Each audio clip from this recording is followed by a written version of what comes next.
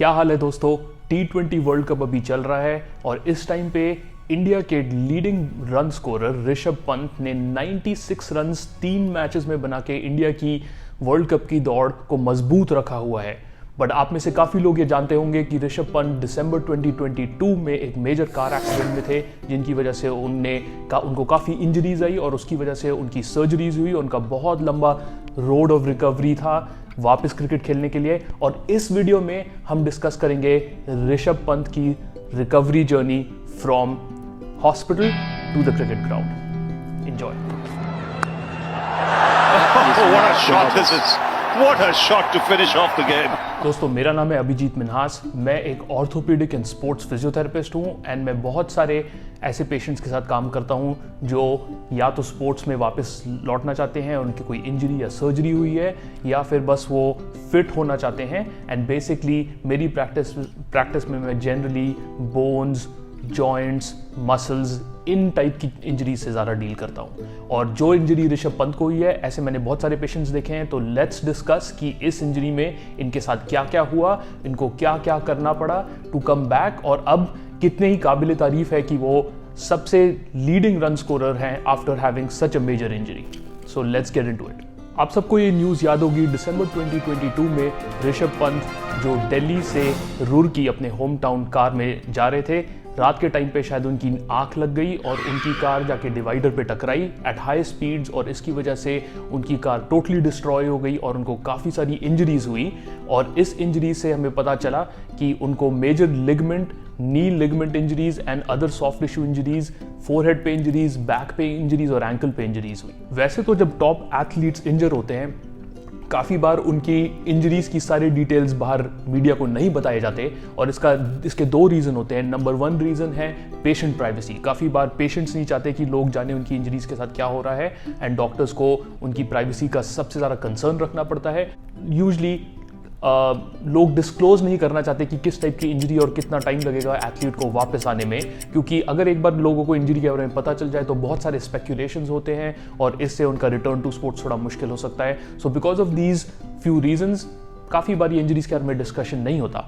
However, इस बार BCCI TV पे एक वीडियो आया जिसका नाम था मिरेकल मैन पार्ट 1 एंड 2, और इस मिरेकल मैन वीडियो में उनके मेन सर्जन ऑन फिजियोथेरेपिस्ट ने उनकी पूरी इंजरीज पे काफ़ी सारी लाइट थ्रो की, जिससे हमें पता चला है कि उनकी क्या क्या इंजरीज हुई है, कौन कौन सी लिगमेंट्स इंजर्ड या रप्चर्ड हैं या फट गई हैं या टेयर हो गई हैं, और इसके लिए क्या इनकी रोड ऑफ रिकवरी थी। तो let's discuss these injuries one by one. BCCI TV के इस मिरेकल मैन वीडियो सीरीज से हमें ये पता चला है कि उनके सर्जन डॉक्टर दिनशॉ पारदीवाला और उनके फिजियोथेरेपिस्ट जो NCA में काम करते हैं, उनसे हमें ये पता चला है कि उनकी सबसे मेजर इंजरी उनके लेग में थी। हाँ, ये ज़रूर सही बात है कि उनके फोरहेड पे इंजरी थी, उनकी पीठ पे इंजरी थी, उनके पैर पे इंजरी थी, बट उनका घुटना या उनकी नी सबसे बड़ी कंसर्न थी, एंड इसका ये रीज़न है। इस एक्सीडेंट में ऋषभ पंत का नी डिसलोकेशन हुआ। तो सबसे पहले बात करते हैं कि नी में होता क्या है, कौन कौन सी बोन्स है, कौन कौन सी मसल्स है, कौन कौन सी लिगमेंट्स है और उनका क्या रोल है, ये हम ज़रा ब्रीफली बात करते हैं। सबसे पहले जो नी जॉइंट है वो फॉर्म करता है फ्रॉम योर थाई बोन, जिसे हम लोग कहते हैं फीमर, और लेग बोन, जिसे कहते हैं टिबिया। इन दो बोन्स के जोड़ने पे नी बनता है या घुटना बनता है, और उसके ऊपर एक और बोन रहती है जिसे हम कहते हैं नी कैप या फिर पटेला। घुटने या नी जॉइंट में इन 3 बोन्स के अलावा और भी काफी सारे इंपॉर्टेंट स्ट्रक्चर्स होते हैं, जैसे कि ligaments. Ligaments basically support structure है नी का। जब आप चल रहे हैं, द रीजन हमारी नीज कभी भी ऐसे कोलैप्स नहीं होती या एकदम से गिव आउट नहीं करती हमारे ऊपर, वो इसलिए है क्योंकि हमारे ये जो 2 बोन्स एक दूसरे के ऊपर बैठी हैं, इनका सपोर्ट है through these ligaments. Now primarily knee में 4 इंपॉर्टेंट लिगमेंट्स होती है। इनको कहते हैं द एंटीरियर क्रूशिएट लिगमेंट और ACL, जो आपने बहुत बार सुना होगा, बहुत एथलीट्स इसे इंजर करते हैं। PCL, ये भी एक कॉमन लिगमेंट है जो काफ़ी एथलीट्स इंजर करते हैं। एंड उसके बाद आता है MCL एंड LCL। सबसे पहले इंपॉर्टेंट है जानना कि ये लिगमेंट्स करती क्या है। ACL और PCL 2 ऐसी लिगमेंट्स हैं जो प्रिवेंट करती है जो हमारे लेग को स्टेबिलिटी देती है, हमारे घुटने को स्टेबिलिटी देती है, और प्रिवेंट करती है आगे या पीछे मूवमेंट नी का। तो अगर ये लिगमेंट्स इंटैक्ट हैं और जुड़ी हुई हैं और एकदम हेल्दी हैं, तो बेसिकली आपका घुटना कभी आगे या पीछे नहीं जाएगा, ऐसे ज़रूर मुड़ेगा पर आगे या पीछे नहीं जाएगा, क्योंकि ये लिगामेंट्स उसे सपोर्ट कर रही है। आप ऐसे समझ लीजिए कि ये कुछ रस्सियाँ, टाइट रस्सियाँ हैं जिससे हम लोगों ने बोन्स को साथ में जोड़ के रखा हुआ है। नाउ ये दो लिगामेंट्स तो आगे और पीछे प्रोटेक्ट करती हैं, पर स्पोर्ट्स में हम काफ़ी बार साइडवेज भागते हैं, आगे भागते हैं, पीछे भागते हैं, लेफ्ट राइट, ऐसे साइड मूवमेंट्स बहुत होते हैं, और अपनी नी जो साइडवेज नहीं मुड़ सकती, ताकि वो साइडवेज डिसलोकेट ना हो जाए, इन चीज़ों को प्रिवेंट करने के लिए होती है वो बाकी दो लिगामेंट्स जो हैं MCL जो अंदर के साइड पे होती है और LCL जो बाहर के साइड पे होती है। इन 4 लिगामेंट्स के साथ हम लोग बेसिकली नी को मैक्सिमम प्रोटेक्शन देते हैं और बेसिकली नी आगे पीछे और साइड टू साइड सिक्योर रहती है। इसके अलावा और भी काफ़ी स्ट्रक्चर्स नी में हैं, बट लगता है ऋषभ पंत को इन जगहों पे प्रॉब्लम नहीं थी, तो पर फिर भी हम इसके बारे में क्विकली बात करेंगे, वो है मेनिस्कस। अब हम जानते हैं कि हमारे घुटने में 2 बोन्स हैं और हमारा नी जॉइंट और हमारा घुटना एक वेट बेरिंग जॉइंट है, जिसका मतलब ये पूरा वजन ऊपर, पूरी बॉडी का ऊपर का वजन नी के थ्रू जमीन पे ट्रांसफर होता है। इसलिए ये जॉइंट अपर बॉडी के जॉइंट्स जैसा नहीं है जिस पे ज़्यादा वेट नहीं जाता। घुटने पे बहुत सारा वेट जाता है तो उसको स्टेबिलिटी चाहिए, कुशन चाहिए, और ये कुशन इन 2 बोन्स के बीच में होता है मेनिस्कस। हमारे पास नी के अंदर एक अंदर का मेनिस्कस होता है और बाहर का मेनिस्कस होता है। इस मेनिस्कस के 2 मेन फंक्शन होते हैं। नंबर 1 नी जॉइंट को न्यूट्रिशन प्रोवाइड करना, और नंबर 2 शॉक अब्जॉर्प्शन। जब आप जंप कर रहे हैं, भाग रहे हैं, दौड़ रहे हैं, ये एक कुशन समझ लीजिए जो हमारे लेग बोन और थाई बोन के बीच में होता है। इसके अलावा थोड़े से ऐसे मसल्स भी हैं जो नी में आके इंसर्ट होते हैं या अटैच होते हैं, और ये बहुत इंपॉर्टेंट है। सबसे इंपॉर्टेंट मसल है क्वाड्रिसेप मसल। ये बेसिकली मसल्स है जो लेग के सामने है, और इनका मेन एक्शन है कि ये आपके घुटने या पैर को सीधा करते हैं। इसके बाद और इंपॉर्टेंट मसल्स जो नी के आसपास हैं और अटैच्ड हैं, वो है हैमस्ट्रिंग मसल्स जो पीछे मौजूद हैं, और वो बेसिकली घुटने को बेंड करते हैं।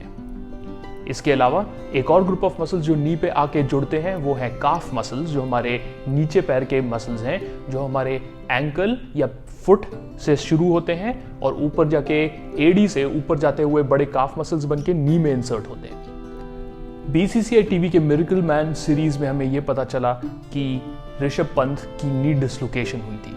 इनफैक्ट उनके सर्जन ने यह भी बोला कि उनका पैर जो यूजुअली पीछे की तरफ मुड़ता है, वो ऑलमोस्ट ऑपोजिट डायरेक्शन में आ गया था। और ये डिसलोकेशन वैसे तो हमें एग्जैक्टली पता नहीं है, बट 4 टाइप के डिसलोकेशन हो सकते हैं, और द वे उनके सर्जन ने ये डिस्क्राइब किया है उससे ऐसा लगता है कि उनको या तो एंटीरियर डिसलोकेशन हुआ है या पोस्टीरियर डिसलोकेशन हुआ है। इसका बेसिकली ये मतलब है, एंटीरियर मतलब नी आगे की तरफ चली गई है और पोस्टीरियर मतलब नीचे का पार्ट पीछे की तरफ चला गया है। अब नी डिसलोकेशन यूजुअली ऐसे ही नहीं हो जाता। नी को डिसलोकेट करने के लिए, बिकॉज उसके इतने सारे सपोर्ट स्ट्रक्चर्स हैं, यूजुअली बहुत ही स्ट्रॉन्ग एक्सीडेंट जैसे कि कार एक्सीडेंट, स्पोर्ट्स इंजरीज, इनमें जब बहुत ज़्यादा फोर्स घुटने पे आती है, उसकी वजह से नी डिसलोकेशन होता है। ये इतना स्केरी डायग्नोसिस क्यों है, ये इतनी डेंजरस प्रॉब्लम इसलिए है क्योंकि नी के आसपास बहुत सारे सपोर्ट स्ट्रक्चर्स हैं, और काफ़ी बार जब ये ट्रोमैटिक डिसलोकेशन होता है, मतलब जोर से फोर्स से डिसलोकेशन होता है, तो नी के आसपास के इतने इंपॉर्टेंट स्ट्रक्चर्स जो हमने अभी भी डिस्कस किए, वो काफ़ी बार फट जाते हैं, जिसे हम लोग इंग्लिश में कहते हैं टेयर हो जाता है उनका। तो ACL, PCL, MCL, LCL और क्वाड्रिसेप टेंडन, ये सारे के सारे अनफॉर्चुनेटली ऋषभ पंत के लेग में इंजर हुए थे, और इसकी वजह से उनकी इंजरी बहुत ही सीरियस थी। लकीली इस एक्सीडेंट में एक अच्छी चीज़ हुई, और वो ये थी कि उनके पैर में जो नर्व्स जारी हैं, जो हमारे पैर को सेंसेशन प्रोवाइड करती है, जिससे हमें हमारे पैर में फीलिंग आती है, जिससे हम लोग अपनी मसल्स मूव करते हैं, वो नर्व को कुछ नहीं हुआ दोस्तों। और एक और चीज़ जो बहुत ही इंपॉर्टेंट है, और इनफैक्ट जो सबसे इंपॉर्टेंट है, कि जो पैर में ब्लड वेसल्स हैं, ब्लड वेसल्स बेसिकली पैर को ब्लड सप्लाई करती है, खून या रक्त सप्लाई करती है, जिसके थ्रू पैर को न्यूट्रिशन मिलता है। वो आर्टरी और वेन भी डिस्ट्रॉय नहीं हुई। नाउ मसल्स और लिगामेंट्स डिस्ट्रॉय होना एक सीरियस इशू है, बट उससे भी ज़्यादा सीरियस इशू है अगर ये नर्व और ये ब्लड वेसल डिस्ट्रॉय हो जाए या ब्रेक हो जाए और बेसिकली पैर को या तो नर्व सेंसेशन ना आए या उससे भी इंपॉर्टेंट अगर वहां ब्लड सप्लाई ना आए। वर्स्ट केस सिनेरियो, अगर किसी को नर्व इंजरी हो, नी डिस्लोकेशन हो और उसके साथ नर्व इंजरी हो, तो ये होता है कि उनके लोअर लेग की मसल्स पैरालाइज हो जाती हैं और ये बहुत ही प्रॉब्लमेटिक इशू है क्योंकि नर्व्स इतनी जल्दी हील नहीं करती, उनको हील करने के लिए बहुत टाइम लगता है और कभी कभी तो हील भी नहीं होती और इसकी वजह से पैर में जिसे हम पैरालिसिस कहते हैं वो आ जाता है, जिसका मतलब है कि मसल्स हिलती नहीं है।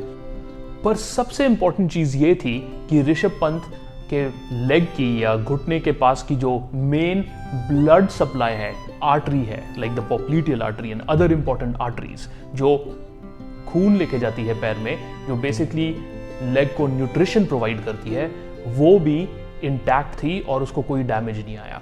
अब वर्स्ट केस सिनेरियो में अगर किसी एथलीट की ब्लड वेसल रप्चर हो जाए तो वो लेग बेसिकली उसको न्यूट्रिशन नहीं मिलता और अगर 3 to 4 आवर्स के अंदर अंदर कोई सर्जिकल इंटरवेंशन या कोई ट्रीटमेंट करके उस आर्टरी को वापस ना जोड़ा जाए तो वो पैर के सारे टिश्यूज मसल्स मर सकते हैं और अगर वो एक बार मर गए तो अनफॉर्चुनेटली पैर को काटना पड़ता है या एम्पुटेट करना पड़ता है।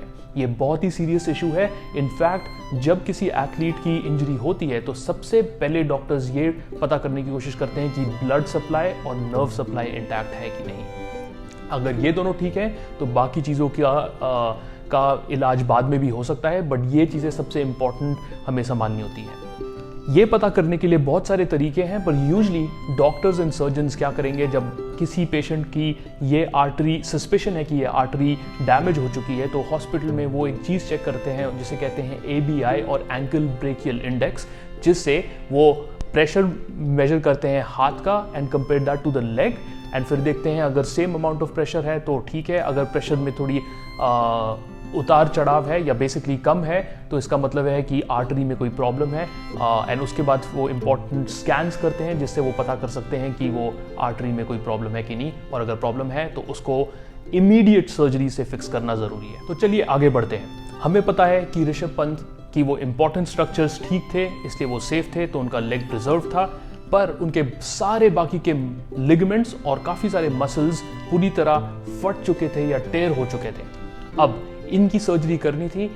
एक इंटरेस्टिंग चीज़ जो मिरेकल मैन डॉक्यूमेंट्री में उनके सर्जन डॉक्टर पर्दीवाला ने बोली है वो ये है कि यूजली जब एक से ज़्यादा लिगामेंट इंजर होती है तो सर्जन्स यूजली ट्राई करते हैं कि वो एक या दो चीज़ों को रिपेयर करें क्योंकि ये बहुत कॉम्प्लिकेटेड सर्जरी हो सकती है। However in his case Rishabh was determined कि उनको 1 साल के अंदर अंदर वापस आना था एंड इस बार डॉक्टर्स ने मैं ये नहीं बोल सकता ये रिस्क है, बट एक बहुत बड़ा स्टेप लिया जिसमें उनने एक ही सर्जरी में सारी चीज़ें फिक्स करने की कोशिश की। ये सर्जरी सक्सेसफुल रही और ये सर्जरी के बाद बेसिकली लेग जाता है एक कास्ट के अंदर और उसको थोड़े वीक्स के लिए इमोबिलाइज किया जाता है। पर आप सोच रहे होंगे कि ये लिगामेंट रिपेयर होती कैसे है।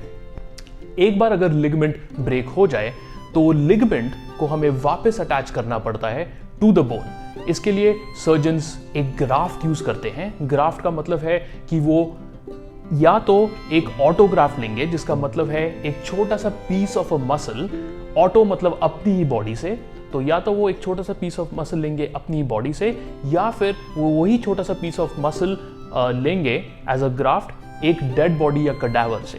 एंड ये चीजें यूजली 2 मोस्ट कॉमन तरीके हैं ग्राफ्ट लेने के लिए इस सर्जरी के लिए। ये ग्राफ्ट के कॉमन साइट्स हैं पटेला मतलब जो आपका नी कैप है उसके नीचे जो लिगामेंट है वो एक बहुत ही स्ट्रॉन्ग लिगामेंट है, तो काफी बार वो लिगामेंट का एक छोटा सा ग्राफ्ट लिया जाता है। दूसरे 2 ऑप्शंस हैं, उसी के ऊपर जो क्वाड्रिसेप मसल जिसके बारे में हमने बात किया उसका भी एक छोटा सा ग्राफ्ट लेके हम लोग लिगामेंट्स को रिपेयर कर सकते हैं। और थर्ड ऑप्शन है हैमस्ट्रिंग, जो बेसिकली मसल्स जिसके बारे में हमने बात किया था जो पैर के पीछे हैं, उसका एक छोटा सा पीस लेके भी इन लिगामेंट्स को रिपेयर किया जा सकता है। अगर सिंपल वर्ड्स में नी लिगामेंट रिकंस्ट्रक्शन सर्जरीज की बात करें तो ये बेसिकली ये होता है कि वो छोटा सा लिगामेंट या तो पैर के दूसरे पार्ट से लेंगे उस या फिर कहीं बाहर से उस लिगामेंट को बोन के अंदर स्क्रू से अटैच करेंगे और स्क्रू से अटैच करने के बाद उस लिगामेंट के अंदर वापस वो टिश्यू का रीजनरेशन होगा और वो लिगामेंट वापस जाके बोन को, दोनों बोन्स को जोड़ेगी और वो लिगामेंट्स अटैच होगी बोन से with the help of some screws. अब बात करते हैं फिजियोथेरेपी और उनकी रिकवरी की। सर्जरी हो गई, सब सेफ है, अब शुरू होती है उनकी लंबी recovery process. Typically speaking ACL injuries को हील होने के लिए 9 से 12 महीने तक लग जाते हैं। एक नया ट्रेंड आया है जो US में NBA और NFL जो अमेरिकन फुटबॉल है उसमें देखा गया है। In last couple of years ये देखा गया है कि काफ़ी सारे एलीट एथलीट्स जो टॉप लेवल पे, इंटरनेशनल लेवल पे खेलते हैं और जिनके पास काफ़ी पैसा है सर्जरीज के लिए, बेस्ट डॉक्टर्स हैं, बेस्ट फिजियोथेरेपिस्ट है, बेस्ट ट्रेनर्स हैं, बेस्ट न्यूट्रिशनिस्ट हैं, वो लोग इस सर्जरी से 6 से 7 महीने के अंदर अंदर भी स्पोर्ट्स में वापस आए हैं। बट ये ट्रेंड वापस थोड़ा थोड़ा डिक्लाइन में आ रहा है क्योंकि हमने नोटिस किया है कि जो लोग जल्दी रिटर्न टू स्पोर्ट्स करते हैं उनके हायर चांसेस हैं कि वो उन लिगामेंट्स को खेलते खेलते वापस इंजर कर सकते हैं। एंड जैसे कि आप जानते हैं इसकी रिकवरी बहुत ही लंबी है, तो ये बिल्कुल भी वर्थ नहीं है उस रिस्क के। इनफैक्ट बहुत सारी नई रिसर्च अब आ रही है जो हमें बताती है कि कभी कभी एथलीट्स को एनीवेयर फ्रॉम 18 मंथ्स टू 2 साल भी लग सकते हैं अपने स्पोर्ट्स में वापस जाने के लिए, क्योंकि हम लोगों ने एक नया ग्राफ्ट लिया है और बॉडी को उसे एक्सेप्ट करने में टाइम लगता है। एक्सेप्ट करने के बाद वो ग्राफ्ट धीरे धीरे स्ट्रांग होता है, इसलिए ये बहुत ही लेंदी प्रोसेस है और 9 to 12 मंथ्स मिनिमम से पहले रिटर्न करना तो बहुत ही मुश्किल है। एंड इसीलिए ये इतना इंप्रेसिव है क्योंकि ऋषभ पंत, जिसकी मल्टीपल लिगामेंट्स और मल्टीपल मसल्स टेयर टोटली डिस्ट्रॉय हो गई थी, वो 18 महीने की जगह 12 महीने के अंदर वापस आ गए। तो चलिए इस 9 से 12 महीने की रिकवरी प्रोसेस के बारे में बात करते हैं। इस रिकवरी प्रोसेस में होता क्या क्या है। इन 9 से 12 महीनों के बीच में पेशेंट्स यूजली सर्जन्स को 2 या 3 बार मैक्सिमम देखते हैं, उससे ज्यादा नहीं देखते। पर इस 9 महीने से 1 साल के बीच में पेशेंट्स हमारे साथ बहुत इंटरेक्ट करते हैं। इनफैक्ट ये ऑलमोस्ट पूरा टाइम हमारे साथ ही रहते हैं, जिसमें हम इनकी ट्रेनिंग करते हैं, हम इनकी स्ट्रेचिंग, इनकी मोबिलिटी, इनकी स्ट्रेंथनिंग, ये सब पे फोकस करते हैं ताकि लेग स्ट्रांग बने और ये स्पोर्ट्स पे वापस आ सकें। तो इस पूरे प्रोसेस को हम बेसिकली 3 मेन हिस्सों में डिवाइड करते हैं, जिसे हम कहते हैं early phase, mid phase and final और रिटर्न टू स्पोर्ट फेज।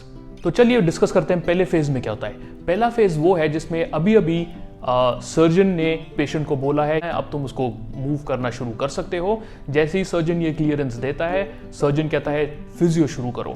अब इस प्रोसेस में ये होता है कि इनिशियली जब पेशेंट हमारे पास आता है तो उनका पेन बहुत होता है, उनके नी में बहुत स्वेलिंग होती है, बहुत ही इन्फ्लेमेशन होती है, बहुत ही दर्द होता है और घुटना बेसिकली बहुत स्टिफ और वीक हो गया होता है।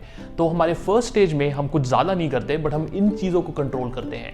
हमारे main goal as a physiotherapist है कि नंबर 1 हम अपने पेशेंट का रेंज ऑफ मोशन, मतलब कि वो कितना मोशन है नींद के अंदर, वो पूरा नॉर्मलाइज करें।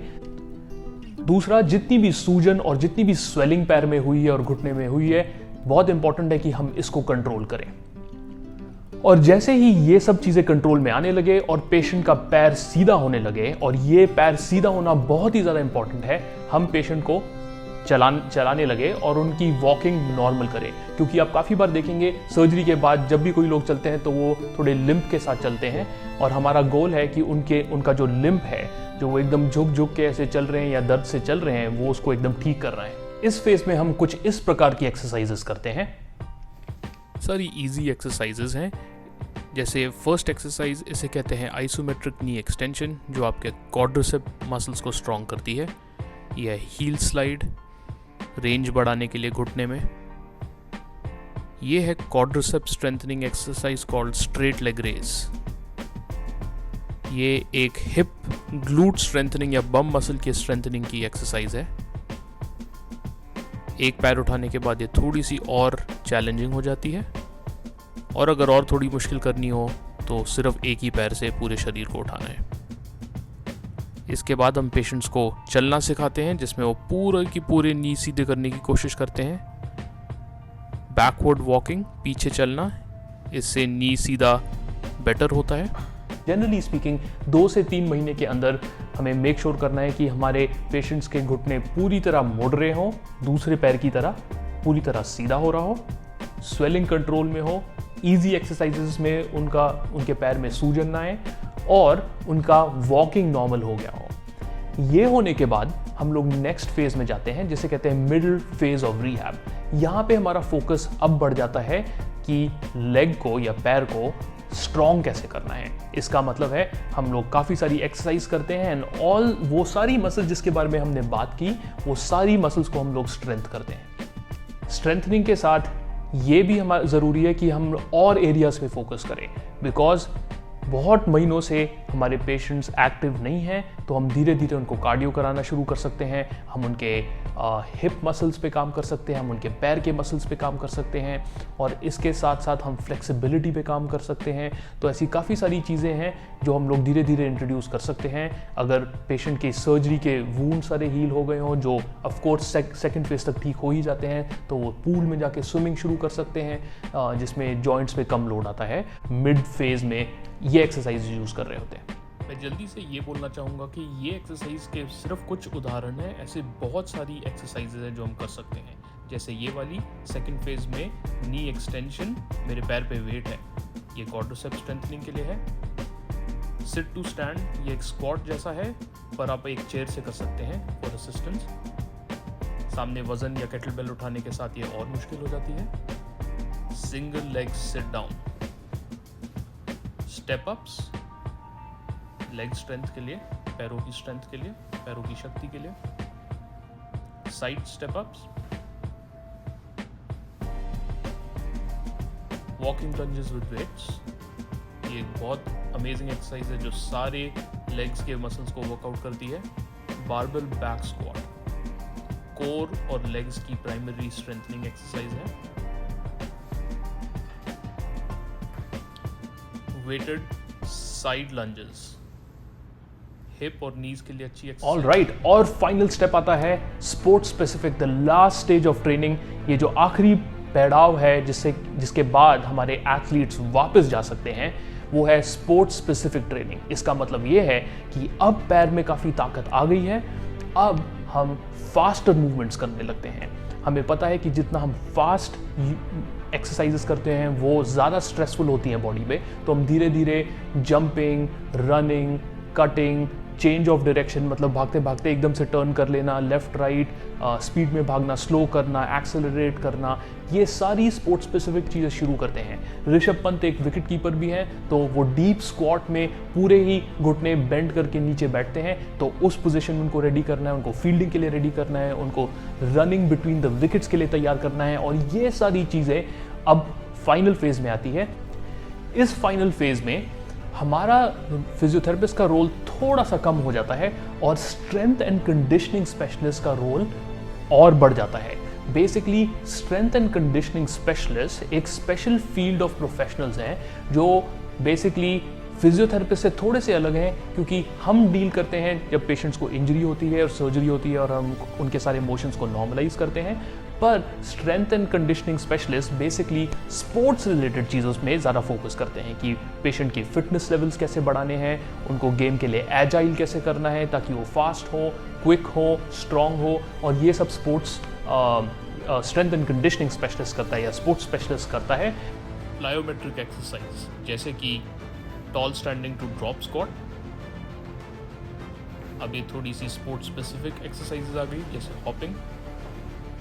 ये नीज, जॉइंट्स और लिगामेंट्स सबके लिए थोड़ी ज़्यादा मुश्किल है। स्केटर स्क्वाट्स, लैंडिंग प्रैक्टिस करना सेफली, क्योंकि ये स्पोर्ट्स में बहुत बार होता है, जंपिंग काफ़ी होती है कैच के लिए, फील्डिंग के लिए। कंडीशनिंग एक्सरसाइजेज जैसे कि स्लेज पुल, बैकवर्ड स्लेड पुल। कंडीशनिंग एक्सरसाइजेज जैसे कि बॉल थ्रोज, बॉल के लिए और आपकी कंडीशनिंग के लिए। एजिलिटी ट्रेनिंग के लिए, फर्स्ट स्टेप क्विकनेस,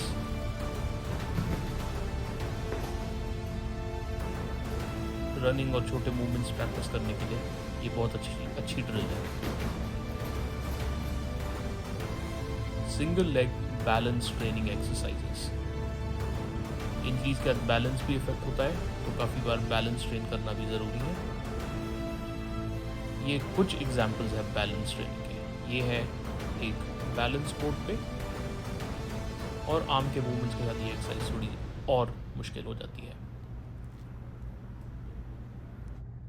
फाइनली कैसे डिसाइड किया जाता है कि एक पेशेंट रेडी है स्पोर्ट्स में वापस जाने के लिए? सबसे पहले तो ये 12 महीने कंप्लीट होने ही चाहिए। उसके बाद पेशेंट जाके अपने सर्जन से बात करता है, सर्जन अपने खुद टेस्ट करता है और लेग को चेक करता है, और अगर उनको लेग मजबूत लगता है, स्ट्रांग लगता है, तो फिर वो उनको क्लियरेंस देता है खेलने वापस स्पोर्ट्स में जाने। फिजियोथेरेपिस्ट भी अपने कुछ ऐसे टेस्ट करते हैं, और अगर वो टेस्ट में एथलीट खरा उतरे, एथलीट को ग्रीन लाइट देते हैं रिटर्न टू स्पोर्ट्स के लिए। हाउएवर काफ़ी बार ऐसा देखा गया है और रिसर्च ने भी सपोर्ट किया है कि उनकी परफॉर्मेंस पहले जैसी नहीं होती पहले साल में।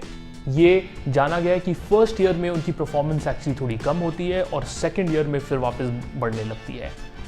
और इसीलिए ऋषभ पंत है मिरेकल मैन, बिकॉज ना ही उनने ये इतनी बड़ी इंजरी को ओवरकम किया, 18 महीने की जगह 1 साल में रिकवरी करने के बाद क्रिकेट में वापस पहुंचे, और अब वर्ल्ड कप में उनकी परफॉर्मेंस अमेजिंग है। इससे हमें पता चलता है कि ऋषभ पंत ने कितनी मेहनत की है वापस आने के लिए, और उनका कितना मन था टीम इंडिया के लिए खेलने के लिए और वर्ल्ड कप में परफॉर्म करने के लिए। तो होप करते हैं कि इंडिया इसी तरह परफॉर्म करता रहे। आप मेरे वीडियोस देखते रहिए। अगर आपका फेवरेट एथलीट इंजर्ड है और आप जानना चाहते हैं कि उनको क्या हुआ है, तो नीचे एक कमेंट छोड़िए और मैं उसके ऊपर वीडियो बनाऊंगा। मिलते हैं अगली बार।